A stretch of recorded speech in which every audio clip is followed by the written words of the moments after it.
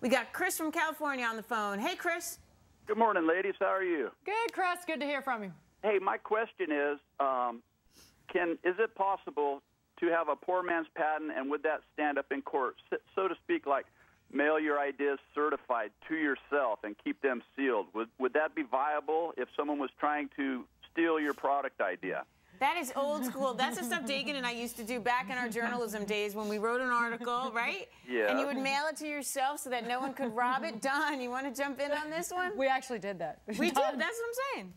Well, the question is always whether this is something that should be patented or copyrighted, or a trade secret. Something like the formula for Coke, which is not patented, it's a secret of that corporation. Right. Putting the patent out there in any form puts it out there for people because a patent requires that someone, quote, knowledgeable in the art could recreate your invention by reading the patent. Right. So the poor man's patent, so to speak, is the provisional patent. It's a $1,000 item. It's not difficult to get. If you think that the patent path is the right one, it'd be good and you'd be well advised to go find someone who can write a provisional patent for you and get it filed. The website, Chris, is uspto.gov. Again, it's the PTO.gov, uspto.gov. That's the patent office. Provisional patent is good for a year, if that's helpful. Well, this has some great potential, I believe, in military and civilian. You want to give us a excited. hint? You want to give us a hint?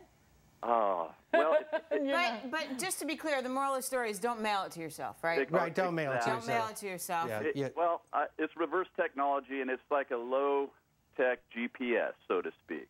All right. Well, good luck out there. If you get lost, you want one. Thank you. Don, any mobile applications are super hot now.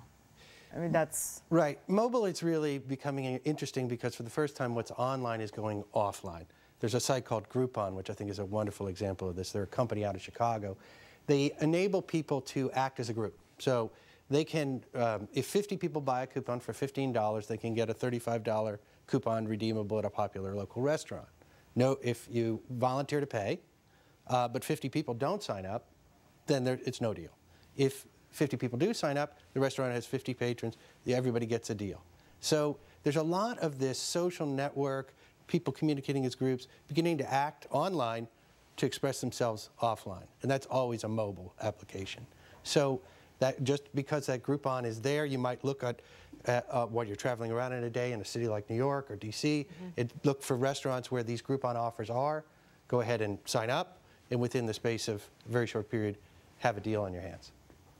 I mean, I think that it's an amazing time to be a young entrepreneur. All right, we're going to hop to an email. Bill writes,